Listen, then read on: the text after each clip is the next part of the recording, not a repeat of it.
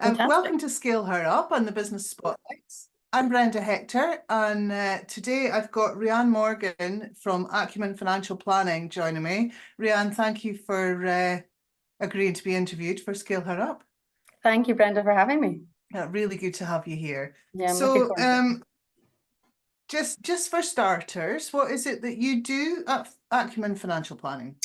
Okay, so I'm a financial planner most of the time. So I'm a certified financial planner with Acumen. And I'm also a director on the leadership team within both Acumen Financial Planning and the wider group, which is the Financial Planning Group. Come up through the ranks from an employee right up to a senior, very senior role, yeah? Tell me a little bit about that then. Okay, so I at school didn't have any interest in doing finance whatsoever. I liked modern studies, so I ended up doing politics at university, which I loved, but again, didn't really have an idea of the job that I wanted to do. Thought about maybe trying my hand in the European Union at one point, not necessarily not as a politician, but as somebody working in the European Union. And I had thought about maybe going to France after university. These things never really go to plan sometimes, most of the time, I think, for students. My mum was actually not very well. So I decided to not go abroad and to stay in Scotland. So I needed a job, and my now father-in-law knew his friend needed was a financial advisor and needed somebody in administration. So that's where I started, completely by accident, which most people in financial planning do end up kind of getting into it by accident. And loved it. Loved the fact that you were interacting with people, you were hearing people's stories. It was so interesting. So I decided, you know what, this is a really great career. That was in the Stirling area, and I wanted to move back to Aberdeen, where I'd gone to university. And so I was told by my then employer it would be a good idea to try and work for Acumen Financial Planning if I was going to move to Aberdeen, because they were well known. Sandy Robertson, who's the managing director, was really well known in the business. And so I decided to ask for a job, and I eventually got one. And I started in the admin department in the administration team, loved it, worked with some great people, and then got to know about paraplanning. Paraplanning wasn't really that popular at the time, and that was kind of back in 2000 I started here in 2006. 2008, I became a paraplanner, and that was like the technical administration kind of support role at the time. Just thinking, do I actually know what a Yeah, exactly. So people think it's kind of like a paralegal, and I suppose it is. It's like the technical support. It's grown into much more of an occupation now. When I started as a paraplanner, it was very new. Not a lot of firms had paraplanners. I was really lucky to work with a team that was innovative and thought, yeah, you know what, if this is going to work for us, let's make it work. So became a paraplanner. And that was really kind of, once you'd got a few qualifications, you were able to hone your technical skills, but you weren't necessarily wanting to be a financial planner at the time, or maybe weren't qualified enough to be a financial planner at the time. So I worked really closely with all the financial planners, and again, just loved meeting people. So in the meetings that I was able to go to as a paraplanner, just thought, yeah, I really want to be a planner, and this is what I want to do. So I think it was 2010-11 that I became a financial planner, got my qualifications all sorted, took on the financial planning side of things, had my own client bank, worked with the managing director and at the time the head of financial planning on their client banks, which was brilliant. Got to do a bit of both. And then kind of just took on my own clients then. As the managing director stepped back from client facing, I took on more of his clients, again, bringing on more of my own clients as well. And just, yeah, I've been doing that ever since. And then in 2022, became a director. So I've been working here a long time. So I'm nearly 20 years here. And yeah, just it felt right. It was the right time for the business to have another director. Myself and my colleague were made directors at the same time. And it worked out really well. Yeah.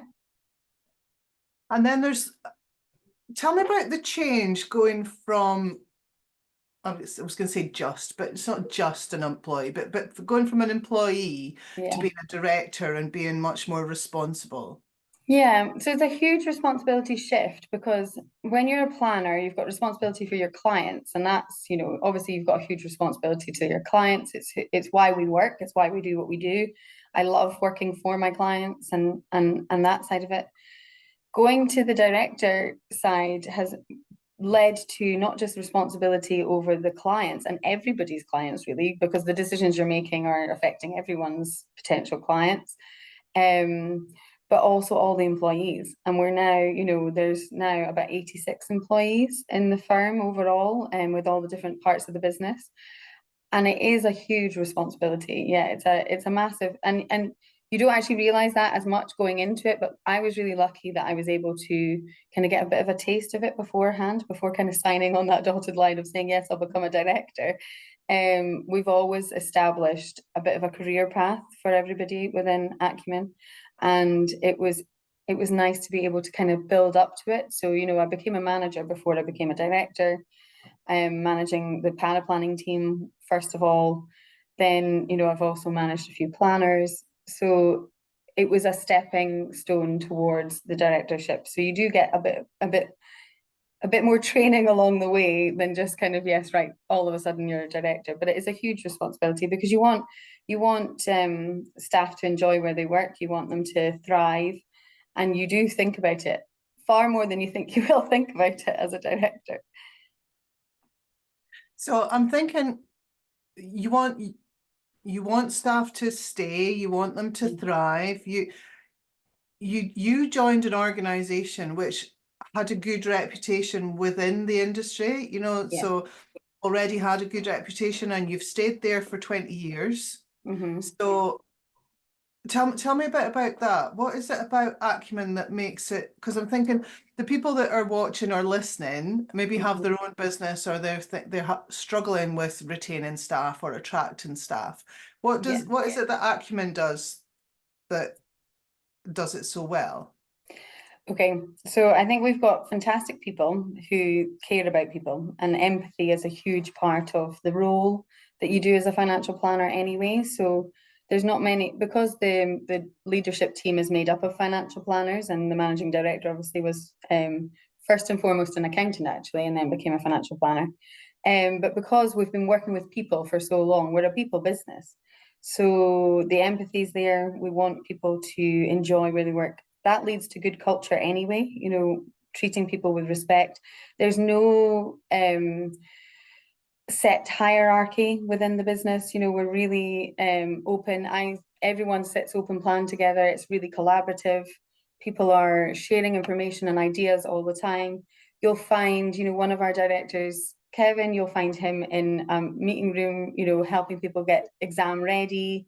We've got a whole operations team now that really think about the welfare of the team, not just in terms of benefits and on that side of it, but also in terms of career progression.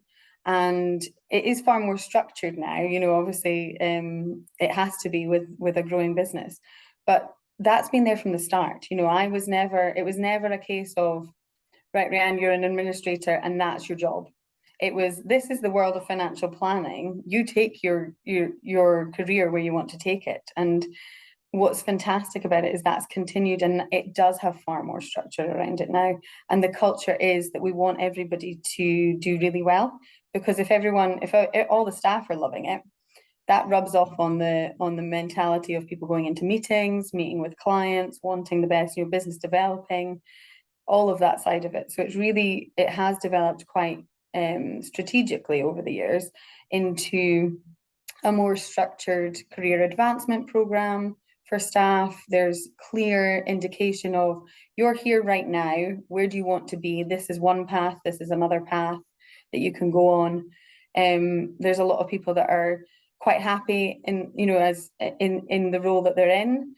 And again, that's supported, and they can get involved in different areas. So even though they maybe don't want to be client facing, they maybe want to be involved in like the investment committee or, these kind of things. So there's a whole load of avenues for people to keep their role interesting, and not every day is the same, and it's not boring, and people are kind of like enthusiastic about coming to work. And then, as I say, the benefit side of things, we've always been family focused, but even more so now than ever before. And one of the things I'm really proud of is that one of the first changes that happened, and I can't take credit for it at all, but was the family policy that we've got now for people that are wanting to have time off when they have a baby, whether it's, you know, male or female. We're now able to offer a far better package than we did before, and that came in really early when I was first a director, working with our development manager on the benefits, and the other directors were quite happy with that. You know, they were open to it. I don't think it had ever been pushed before necessarily, but I, you know, wanted that to have that conversation quite early on. That happened, which was fantastic. One of the other directors down in Edinburgh, he was really keen to kind of see, right, what's the best possible it could be, you know, and let's find something that fits our business and fits, you know, the best we could possibly give to our staff. And as I say, it's not just for the females, it's for the males too. So it's fantastic. People can take a bit of time off in that early stage of having a baby. And I've had 2 kids, so I know how important it is to have that time, and not press a pause button on your career because of it, you know, and take that time off. And then also we've got like flexible policies for people to maybe start a bit later, leave a bit earlier some days, and make up the time throughout the week. We've got hybrid working, so we just try to keep really fresh with what we're offering staff. Good. So where am I going next? Where's my questions going next? What do we what are the challenges that you face as, I don't know, well, let's talk about the Scale Her Up's all about you know, women in leadership and female entrepreneurs. So what are the challenges that you face then, because as far as I understand, it's a pretty male heavy environment that you're working in there, yeah? Yes, yeah. I'm quite often the only female in a room when it comes to outside of the organization, not inside, luckily. But outside of the organization, naturally you will find fewer females, and it's always been the case. You know, I would go to, as a financial planner, I would go to you know, conferences, and I would be asked, are you a administrator or paraplanner? Nobody really said, are you a financial planner? And that was, you know, back in the early days of me being a financial planner. And the fact that I then was a financial planner that worked part-time blew people's minds. You know, people that I met were like, you're really able to work part-time at that. And I was saying, well, it's working so far, you know, and it was lucky that I was in an organization and a company that supported that. And it wasn't really questioned internally. I think that, you know, there was some road bumps, don't get me wrong. There was things that you dealt with. I was the first female financial planner in Aberdeen. We'd had a female financial planner in the Edinburgh office previously who I, you know, really looked up to. And actually she was one of the people that said, you know what, you could totally do this as a career. So I'd always had experience of females supporting females within the firm. And I was really lucky that when it came to the crunch, the managing director, Sandy, has always been, you know, it's the best person for the job. It's not, you know, a male, a female thing. It's the best person. So that's really great. But yeah, I had to I felt like I needed to prove myself a little bit more because I was female and there wasn't many females, and there was this kind of unknown ceiling, you know, this unspoken ceiling for me perhaps within the industry had I taken it to be the norm.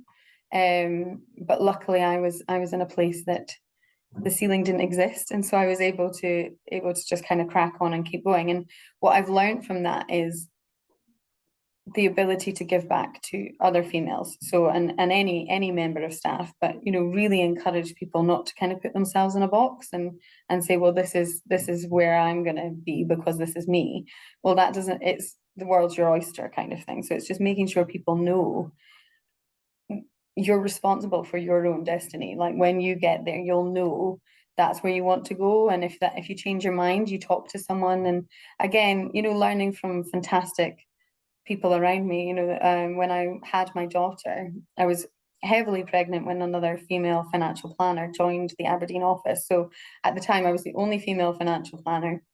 And I'd heard, again, just whispers in the industry about, oh, female financial planners are really competitive with each other and all of that. And Sue, who joined when I was pregnant with Maya, my daughter, was just an inspiration, and she's always been so supportive of my career, and I'm supportive of hers, and there's a camaraderie, and we enjoy sharing knowledge with each other, and I've learned so much from her. And I've never had that experience that other people have spoken about of the competition and the maybe nastiness that might exist. I just haven't experienced it, and I'm glad that I haven't, and that it doesn't exist here, and everyone is really kind of supportive and collaborative with each other. No, that's lovely. I'm really, really glad to hear it. Yeah. So I also wanted to talk to you about women and their personal finances. So Yes, I think this is a big thing in your industry, because absolutely. we talk about the gender pay gap, but there's also the pension gap. Is that the right term? That is the right term, yeah. And financial education's a big deal for women. I think a lot of women don't have the knowledge to make good decisions about their personal finances. So do you want to talk about that? Yes, it's something I'm really passionate about, and I always have been, because even working for a financial planning firm, when I had my son, who's my eldest, nobody said to me, that's great, you're going to go down to 3 days a week. That means your pension's going down. Yes, you think about your pay, you think about your take-home pay, and you understand that's fine, pension comes off of that, brilliant. However, going back 3 days a week at the time, and now, full time again, but the going back to 3 days a week after I'd had him, I was getting 3/5 of what I was getting before in pension, and nobody speaks about it. It's the future's problem, it's not current, but it is the current problem. So, and then the pension gap is huge between men and women because of that, because not only have we got this pay gap to contend with, where women are not earning as much as their male counterparts, so actually their pension's already lower because the percentage on the pay is lower because they're getting paid less, then to take another hit and go part-time and work part-time, which is great, if a couple can afford that, fantastic, or a single person can afford that, brilliant. But it's just the knowledge, it's having the power of that knowledge. And I don't think many women think about it when they go part-time. And, it is the majority of women that work part-time. I don't have many male friends that work part-time. I've got a lot of female friends that work part-time, a lot of parent friends that I've made over the years. They do work part-time, and it's a gift that we're able to do that, and that's fantastic. However, there is an ongoing effect that is happening where your pension is not going to be what you thought it was when you were doing all those projections back in the day that you started working before you had kids, and you were saying, okay, if I save this amount, I should be able to have this. Great. That's all changed, and people do not talk about it, and they don't talk about the opportunities that are there for a couple or a single person to say, right, I'm going to save more before I have kids. If kids is where you want, if you're planning for children, and I know not everybody does, but if you are planning for children and maybe having part-time, pay more in the early days, pay more in later on when you do go back, or when the kids are older and you maybe up your hours, or maybe you should work a bit longer than you were planning to work because you want that pension. And maybe you don't need to, and that's the beauty of it. But that's why financial planning is so important. You need to come and see somebody like myself to be able to figure out, right, how much have I got in the pot? Where do I want to be? And how do I get there? And how much do I need to be putting aside? So it is a really important factor of being a female. And me having that knowledge now, along with some of my colleagues, we go out to different firms or do different seminars and things on how to plan for your finances as a female, because it is different. And we didn't have the upbringing that men had either, our generation, where it was talked about more. You know, it is talked about quite often in male orientated places, and females just don't have those conversations with each other. You know, men might say, oh, I read somewhere this, or I heard this, or this is what I'm doing with my pension. It's not really a normal female conversation yet. Yeah. And it needs to become a female conversation. You know, females need to be talking about it. And it is something that I really passionately talk to my friends about, because it is such an important topic. So I'm just thinking that there's the other place that something like that happens where you don't actually know what the impact is. It can be when somebody goes from employed to running their own business. Yes.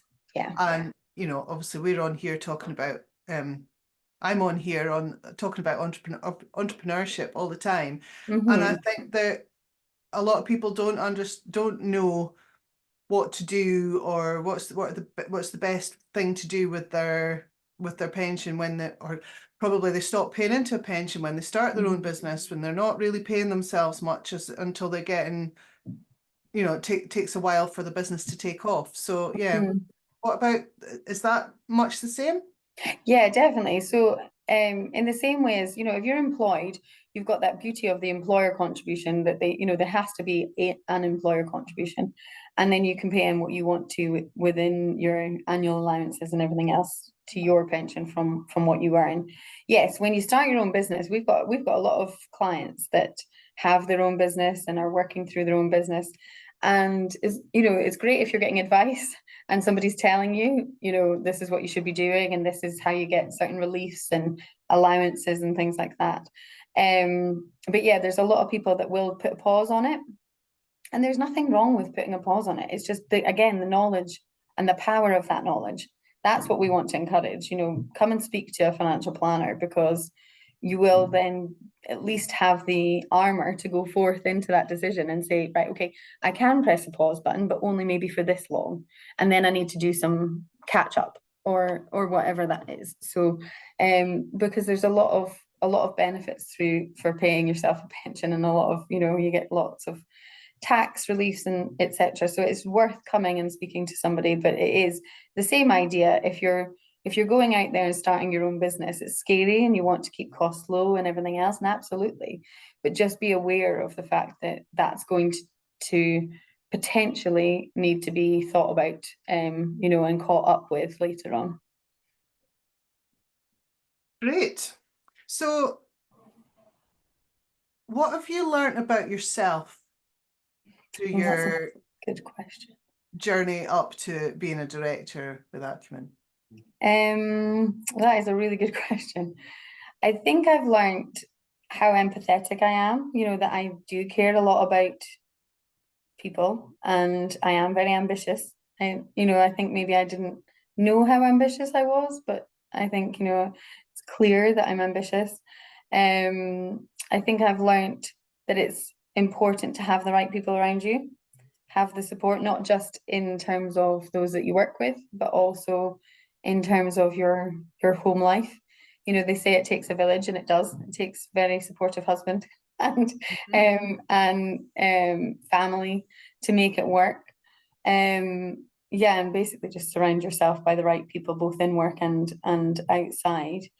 That's really important, and call out behaviors that aren't appropriate. You know, I think that's really important. Don't just turn a blind eye. It's really easy sometimes to turn a blind eye on things, and kind of say, well, you know, it's not really about me or anything else, but it's just making sure that everybody is working towards the same goals, and on the right page. And if not, giving people their voice to say what they think and challenge. You know, I think that's the thing. No one's ever right all the time.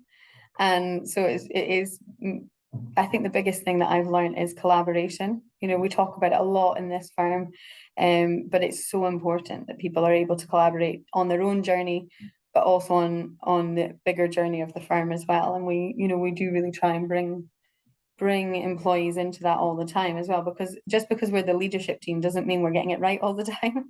And you know, that's really important. Having been in the administration role, the power planning role, the planner role, and now the director role, I've seen the frustrations I've had along the way. So it's really important to kind of say, right, what are we getting right? What are we not getting right?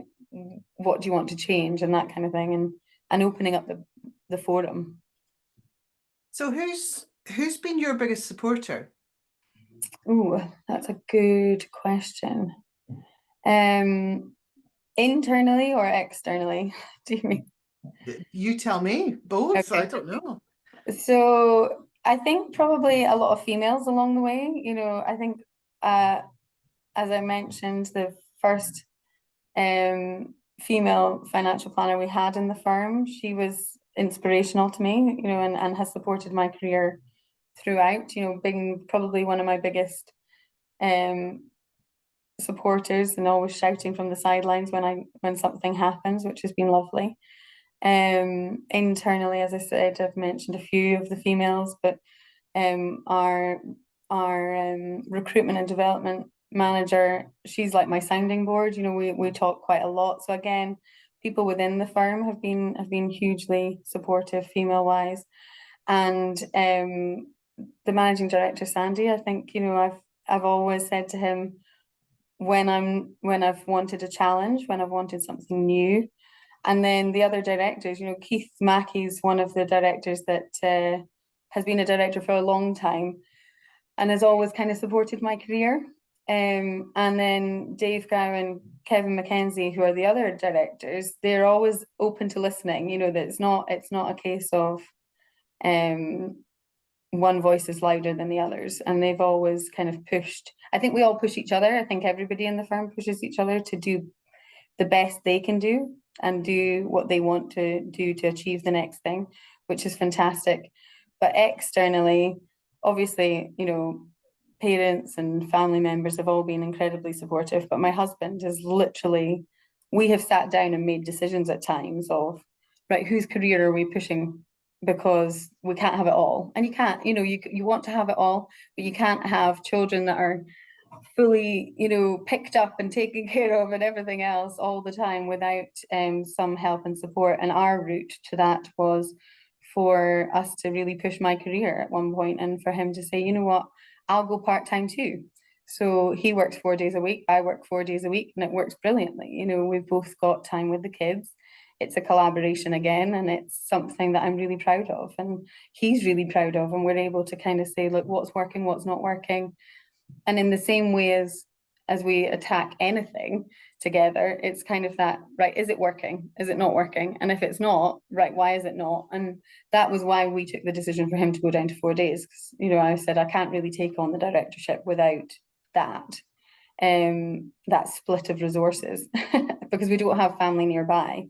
So it was really important. And yeah, he's been a huge supporter. All the hours of study and everything that I've had to do over the years, and he's given me peace and quiet at weekends. You know, taking the kids here, there, and everywhere to do that. So yeah, teamwork. Fantastic. I think you should give him the acknowledgement that what's his name?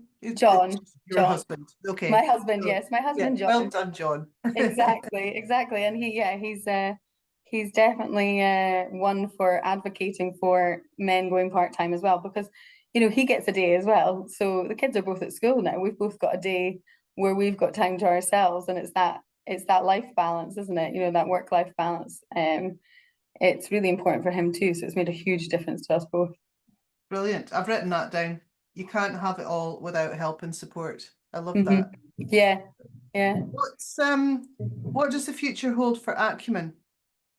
The future of Acumen is more growth potentially. You know, we've got several regions now. We've got Edinburgh, Glasgow, Aberdeen. We've got an office in Elgin. Whether there'll be another region in the future, who knows? But we're always looking to better ourselves, be more innovative with what we're doing for clients and for careers as well. The financial planning group that Acumen's a part of, We've already got a fair few businesses, and we've got Spring Gen, where we've got the ability for younger professionals to come in and start their financial planning journey. So you were asking earlier about, you know, people that are entrepreneurs wanting to find out more. Might be that Spring Gen's the right fit for them. And then you've got Acumen Financial Planning, Medical and Dental, who are our financial planning firms that are for people that are planning for retirement. And then we've got Enrich, which is our tax consultancy firm. We've got Acumen Employee Benefits, which is the employee benefits side of the business. So, you know, what next? Well, we're kind of always innovative, always thinking, right, what else do our clients need? One of the things that we're working on at the moment that I've been really a huge part of, myself and my colleague Kevin are working on a family wealth brand that will bring the ability to kind of support those families that are looking to protect wealth and transition wealth through the generations.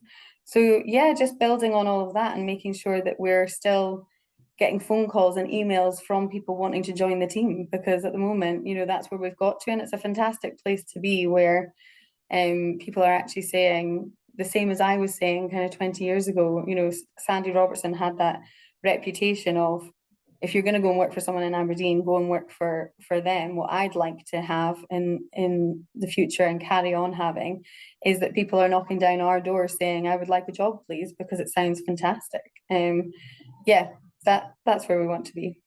I love it. And I'm just gonna backtrack and emphasize what you were saying there. Acumen has grown by expanding geographically and by adding on additional services there. Yes, so it's a absolutely. great model, actually, that you know, to use both ways of growth Yeah. to expand. Yeah. Yeah, absolutely. And we've done, you know, that it has been organic at times, a lot of the time, but we've also done some acquisitions. So Okay.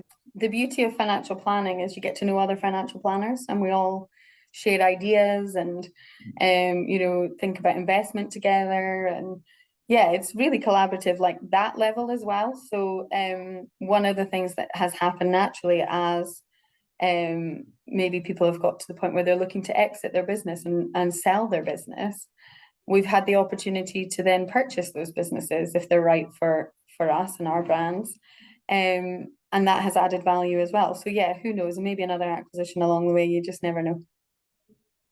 And what about for Rhian? What does the future hold for you? I would like to be able to one day, when I do stop working or when I do step back, hand the baton on to the next fantastic director that's coming behind me, and make sure that our workforce has many people that are desperate and ready to potentially grow the business further in many, many years to come. I'd like to be able to say, I did my job and I did it well. It's now somebody else's turn to take it forward, and know that they're the right people to do that, because we've all always kept what we've held so dear for so long, and make sure that I'm giving back to them before I move away. I love it. They say that great leaders develop the next great leaders, the ones that are going to overtake you. Yeah. Yeah, that's the thing. I think we're always striving, and you know, Sandy's said that from the get-go. You know, when he introduced me to his clients, he said, well, this is the younger, better version of me. And I've said the same to other planners that have taken on some of my clients along the way as I've become in the leadership role. And, you know, I truly believe that. It's not that we're just saying that. I truly believe that the people that are coming, you know, up in the financial planning world are better than my generation of financial planners, because it's a bigger career now. It's, you know, a more well-established career. It's well known, and we are, you know, really innovative. So not just within Acumen Financial Planning, but within the financial planning world, and it's an exciting place to be at the moment. So yeah, I think the Acumen Financial Planning is in safe hands. I'm sure it is. I'm sure it is. Rhian, it's been an absolute pleasure talking to you today. I could You too, Brenda. blathering with you for ages. I know, me too. But we're running out of time, so thank you very much. Thank you. Thanks so much for taking the time with me today. I've really enjoyed it.